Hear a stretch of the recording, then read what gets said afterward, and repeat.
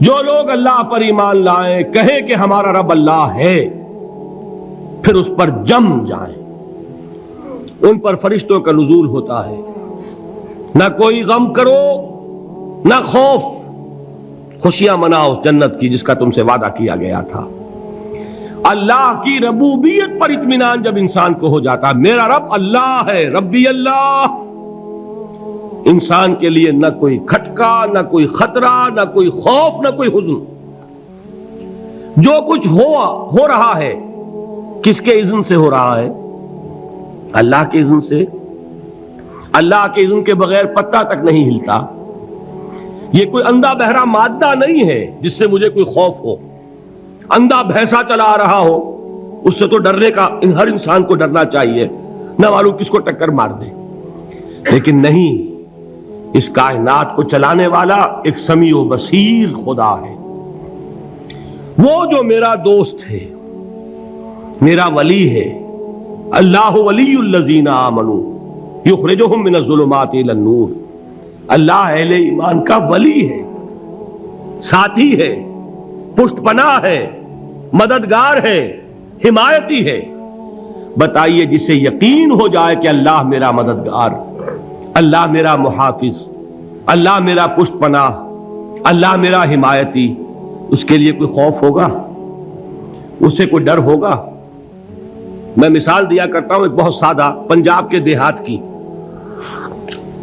تو بڑا چودھری ہے اور کوئی غریب کسان ہے۔ اس غریب کسان کے جانوروں کو ہر وقت اندیشہ ہوگا چوری کا، کوئی میری بھینس کھول کر نہ لے جائے، کوئی میرا بیل کھول کر نہ لے جائے۔ لیکن جس کے بارے میں یہ سب کو معلوم ہو کہ وہ جو بڑا چودھری ہے وہ اس کا دوست ہے، اس کی بچیا کو کوئی خوف ہوگا؟ اس کی بھینس پر کوئی ہاتھ ڈالے گا؟ اسے کوئی اندیشہ ہوگا؟ نہیں۔ کیوں؟ کہ وہ بڑا چودھری، بڑا اس کا یہاں کا سردار، جاگیردار، سب کو معلوم ہے وہ میرا دوست ہے، کوئی میرے خلاف اقدام نہیں کر سکتا۔ اس دنیا میں یہ چھوٹی سی بات اگر آپ کے دلی اطمینان اور سکون کا باعث بن سکتی ہے تو ذرا تصور کیجئے۔ میں لفظ تصور استعمال کروں گا صرف اس لیے کہ اس کا ہم جس کو کہتے ہیں ادراک اور شعور کر نہیں سکتے، اگر کے ساتھ کر سکتے۔ اگر یقین ہو کہ اللہ میرا مددگار اور یقین ہو کہ اللہ ہر آن میرے ساتھ ہے، پھر کوئی خوف؟ کس کا خوف؟ کوئی شے اللہ سے بالا تر ہے؟ کوئی قوت اس سے زیادہ طاقتور ہے؟ کوئی اس کے ارادے کو بدلنے والا ہے؟ کوئی اس کی مشیت کے آڑے آنے والا ہے؟ یہی بات ہے جو حضور نے فرمائی، یہ ایمان کا حاصل ہے لب لباب، کہ دیکھو اچھی طرح اس بات کو ذہن نشین کر لو، اگر تمام انسان مل کر تمہیں کوئی نقصان پہنچانا چاہے نہیں پہنچا سکتے، مگر جو کچھ اللہ نے لکھ دیا ہو، اور تمام انسان مل کر تمہیں کوئی نفع پہنچانا چاہیں نہیں پہنچا سکتے، مگر وہ شے جو اللہ نے طے کر دی ہو۔ آپ پھر میں کہوں گا ذرا طاری کیجئے، اسے فرض کیجئے، اسے سوچئے۔ اگر اس حدیث پر ہمارا دل ٹھکا ہوا ہو تو کسی سے ڈر ہوگا؟ یہ مجھے نقصان نہ پہنچا دے، یہ میری رپورٹ خراب نہ کر دے، یہ میری انکریمنٹ نہ رکوا دے، یہ میرا یہ نہ بگاڑ دے، یہ میرے یہ نقصان نہ پہنچا دے۔ اس کا ڈر، اس کا ڈر، اس کا خوف، اس کی خوشامد، اس کے لیے جا کر طرح طرح سے اپنی عزت نفس کو ذلیل کروانا اس کے سامنے، یہ سب کچھ کیوں کرتا ہے انسان؟ جب سمجھتا ہے کہ اس کے ہاتھ میں میرا کوئی نفع ہے، اس کے ہاتھ میں میرے لیے کوئی ضرر ہے، یہ مجھے کوئی گزند پہنچا سکتا ہے، یہ مجھے کوئی نقصان پہنچا سکتا ہے، یہ میرا کوئی کام بنا سکتا ہے، یہ میری کوئی ضرورت پوری کر سکتا ہے، اسی کا نام شرک ہے۔ جہاں آپ نے یہ سمجھا کہ غیر اللہ کے اندر کوئی طاقت موجود ہے، وہی شرک ہے۔ بتوں سے تجھ کو امیدیں، خدا سے نو امیدی، مجھے بتا تو صحیح اور کافری کیا ہے؟ شرک تو یہ ہے۔ جس پر بھی تمہیں یہ خیال ہے، کلمہ ہے یہ کلمہ سوم، لا حول ولا قوت الا باللہ، ذرا اس پر دل کو کبھی اگر آپ تصور کریں، پھر فرض کریں، دل ٹھک جائے اس پر، کوئی طاقت نہیں۔ یہی بات تھی جو شیخ عبد القادر جیلانی رحمۃ اللہ علیہ نے اپنی وصیت میں اپنے بچے سے کہی. 11ویں دینے والے ہیں، لیکن حضرت شیخ عبد القادر جیلانی کی وصیت اور تعلیمات کو کتنے لوگ ہیں کہ جانتے ہو؟ یہ جن مقامات تک پہنچے ہیں وہ کس چیز کی بدولت پہنچے؟ انہوں نے جو پیغام دیا وہ کیا تھا؟ اے میرے بچے، جس طریقے سے قرآن مجید میں حضرت لقمان کی نصیحتیں جو ہے نقل کر دی گئی ہیں، میں یہ عرض کروں گا بالفرض اگر قرآن حضرت عبد القادر جیلانی کے بعد نازل ہوا ہوتا تو شیخ عبد القادر کی یہ نصیحتیں بھی قرآن میں درج ہوتی. اتنی اونچی نصیحتیں ہیں. اے میرے بچے، اس حقیقت کو ذہن نشین کر لے، لا فاعل فی الحقیقت ولا مؤثر الا اللہ. اس کائنات میں نہ کوئی فاعل حقیقی ہے نہ مؤثر حقیقی ہے سوائے اللہ کے. کسی شے میں کوئی تاثیر نہیں اگر اللہ نہ چاہے. آگ جلا نہیں سکتی اگر اللہ نہ چاہے. پانی ڈبو نہیں سکتا اگر اللہ نہ چاہے. زہر ہلاک نہیں کر سکتا اگر اللہ نہ چاہے. کوئی چیز فائدہ نہیں پہنچا سکتی اگر اللہ نہ چاہے. تو در در پہ کیوں سر جھکاتے ہو؟ در در پر کیوں جبیں سائی کرتے ہو؟ سب کے سامنے کیوں ہاتھ پھیلاتے ہو؟ ایک اللہ سے مانگو، ایک اللہ کے سامنے زمین پر اپنی جبین رکھو. لا فاعل فی الحقیقت ولا مؤثر الا اللہ. نظر آتا ہے ہمیں کہ پانی پیاس بجھا دیتا ہے. پیاس بجھانے کی صلاحیت پانی میں نہیں ہے، اللہ کے اذن سے.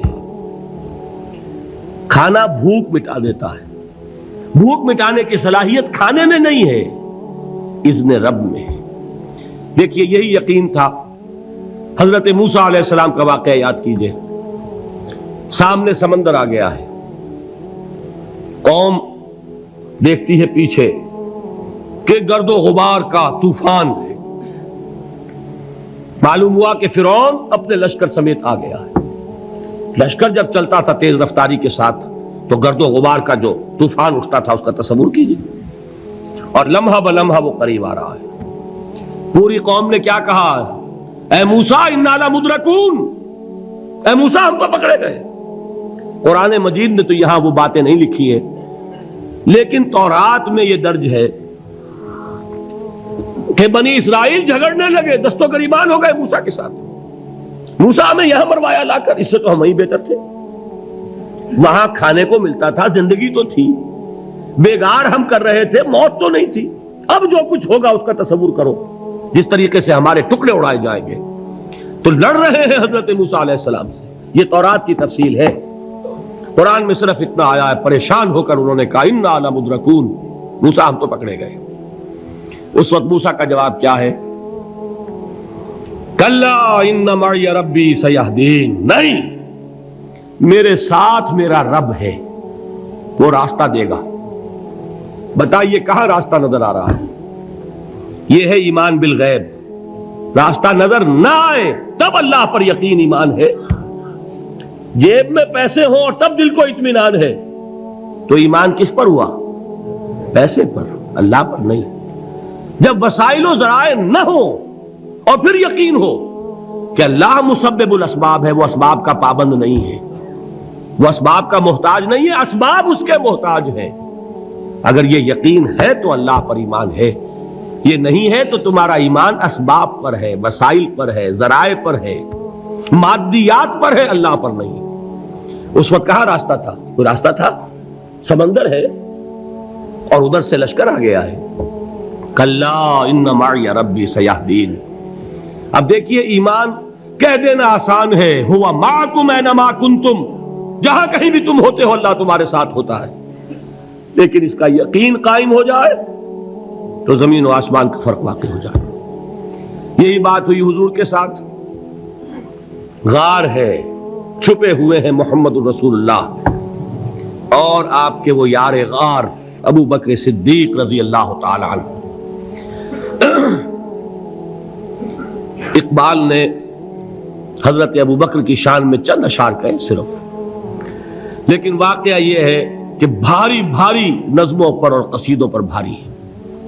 طویل ترین نظمیں اور قصیدے ہوں ان پر بھاری ہے. ہمت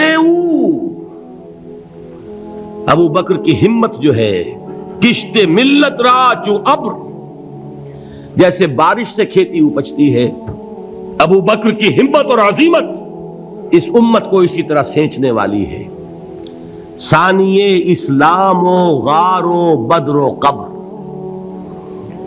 وہ دوسرے تھے اسلام میں، دوسرے پہلے کون تھے؟ انا اول المومنین، حضور فرماتے ہیں سب سے پہلا ایمان لانے والا میں، دوسرے ابو بکر۔ ویسے ہمارے ہاں یہ چلتا ہے اختلاف، حضرت علی پہلے ہیں کہ حضرت ابو بکر پہلے ہیں، لیکن اس میں بڑی خوبصورت تطبیق قائم کی ہے علماء نے، اور بہت صحیح ہے۔ چار کے بارے میں فیصلہ ہی مت کرو کہ کون پہلے ہے، ان کی ایک عجیب تقسیم کر دی ہے۔ آزاد مردوں میں، بالغ مردوں میں سب سے پہلے ابو بکر، بچوں میں سب سے پہلے علی، خواتین میں سب سے پہلے خدیجہ، اور غلاموں میں سب سے پہلے زید ابن حارثہ۔ بڑی پیاری تقسیم ہے، یہ چاروں ہی پہلے ہیں، ہر ایک کے لیے اولیت ہے۔ اور واقعہ یہ ہے کہ اگر زمانی اعتبار سے تعین ہوگا تو پہلے خدیجۃ الکبریٰ آئیں گی رضی اللہ تعالی عنہ، کسی اور سے بات کرنے کی نوبت بعد میں آ سکتی ہے، پہلے تو اہلیہ محترمہ سے بات ہوئی، آتے ہی پہلی وحی ہوئی ہے، ابھی تبلیغ کا حکم نہیں تھا، کس کو بتایا واقعہ؟ ابھی اپنی نبوت کی تبلیغ کا تو حکم ہی نہیں آیا، واقعہ کس کا ہے؟ وہ خدیجہ کا ہے۔ جب کہا ہے کہ خشیت علی نفسی، مجھے اپنی جان کا اندیشہ ہے، تو کیا جواب دیا خدیجہ نے رضی اللہ تعالی عنہا؟ وہ صدیقۃ الکبریٰ ہے۔ صدیقات جو ہے خواتین، ان میں چوٹی پر خدیجۃ الکبریٰ ہے رضی اللہ تعالی عنہا، اور صدیق جو مرد ہیں ان میں صدیق اکبر ہے ابو بکر صدیق رضی اللہ تعالی عنہ، لیکن صدیقات میں چوٹی پر۔ جب حضور نے فرمایا خشیت علی نفسی، کیا فرمایا؟ کیا عرض کیا؟ کیسے تسلی دی؟ نہیں نہیں، اللہ آپ کو ضائع نہیں کرے گا، آپ غریبوں کے ہمدرد ہیں، آپ مساکین کے تکالیف رفع کرنے والے ہیں، آپ بیواؤں کی سرپرستی کرتے ہیں، آپ مسافروں کی خدمت کرتے ہیں، اللہ آپ کو ضائع نہیں کرے گا، یہ یقین ہے اس خاتون کے اندر۔ خیر وہ ایک علیحدہ بات ہو جائے گی۔ میرے دل پر حضرت خدیجہ رضی اللہ تعالیٰ عنہ کی شخصیت کا بڑا گہرا نقش ہے، جو وہ کوئی اور ہی وقت اور موقع ہوا تو بیان ہوگا۔ بہرحال اقبال نے ایک مصرے میں جو چار اولیتیں جمع کر دی ہیں، ہمتیں او کشت امت را چو ابر، ثانی اسلام و غار و بدر و قبر۔ اسلام میں حضور کے بعد پہلے کون؟ ابو بکر۔ غار میں حضور کے ساتھ کون؟ ابو بکر۔ بدر کی رات اللہ کا رسول سربسجود، وہ گھاس پھوس کی جو جھوپڑی بنائی گئی تھی، اور وہاں تلوار ننگی لے کر پہرا دینے والا کون؟ ابو بکر۔ اور اس حجرہ عائشہ میں محمد کے بعد سب سے پہلے دفن ہونے والا کون؟ ابو بکر رضی اللہ تعالی عنہ وصلی اللہ علیہ وسلم۔ وہ جو معاملہ میں سنا رہا تھا غار ثور کا، حضرت ابو بکر بھی حضور کے خیال سے لرز گئے ہیں۔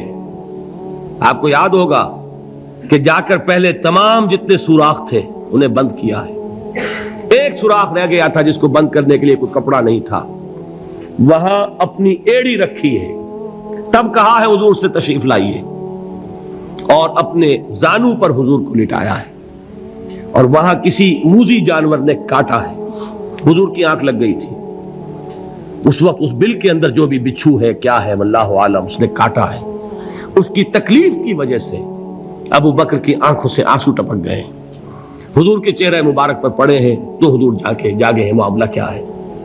ایڑی نہیں ہٹائی وہاں سے، مبادا وہ جانور وہاں سے نکل کر محمد الرسول اللہ کو کوئی گزن پہنچا دے، ابو بکر کی ایڑی ہے، جس طرح چاہے کھا لے، ختم کر دے، جان نکل جائے تب کوئی آنچ آئے محمد پر تو آئے، لیکن جیتے جی نہیں۔ وہ ہے ابو بکر حضور کے خیال سے۔ اس وقت حضور نے پھر اپنا لعاب دہن لگایا ہے، اور اس سے پھر آپ کی تکلیف ختم ہوئی۔ جیسے خیبر میں حضرت علی کی آنکھ دکھ رہی تھی، اس کو جو شفا حاصل ہوئی ہے وہ بھی حضور کے لعاب دہن سے ہوئی۔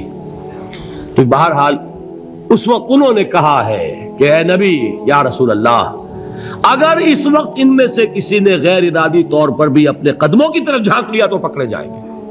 کیا جواب تھا اللہ کے رسول کا؟ لا تحزن ان اللہ معنا، اللہ ہمارے ساتھ ہے، کیوں گھبراتے ہو ابو بکر؟ یہ ہے ایمان باللہ، میرا مالک اللہ، میرا رازق اللہ، میرا محافظ اللہ، میرا مددگار اللہ، میرا پشت پناہ اللہ، میرا دوست اللہ۔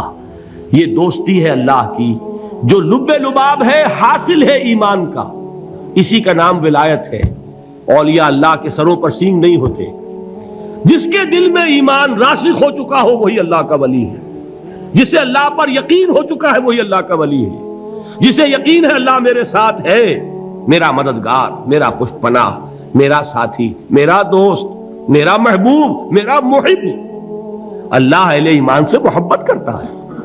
واللہ یحب الصادقین، ان اللہ یحب الذین یقاتلون فی سبیلہ صفا کانہم بنیان مرصوص۔ اللہ محبت کرنے والا، اہل ایمان محبوب، اور اہل ایمان محبت کرنے والے اللہ محبوب۔ والذین آمنوا اشد حبا للہ۔ آپ تصور کیجئے جسے یہ رشتہ ایمان یا رشتہ ولایت حاصل ہو جائے، الا ان اولیاء اللہ لا خوف علیہم ولا هم یحزنون، آگاہ ہو جاؤ، اللہ کے دوستوں کے لیے نہ کوئی خوف ہے نہ کوئی حزن ہے۔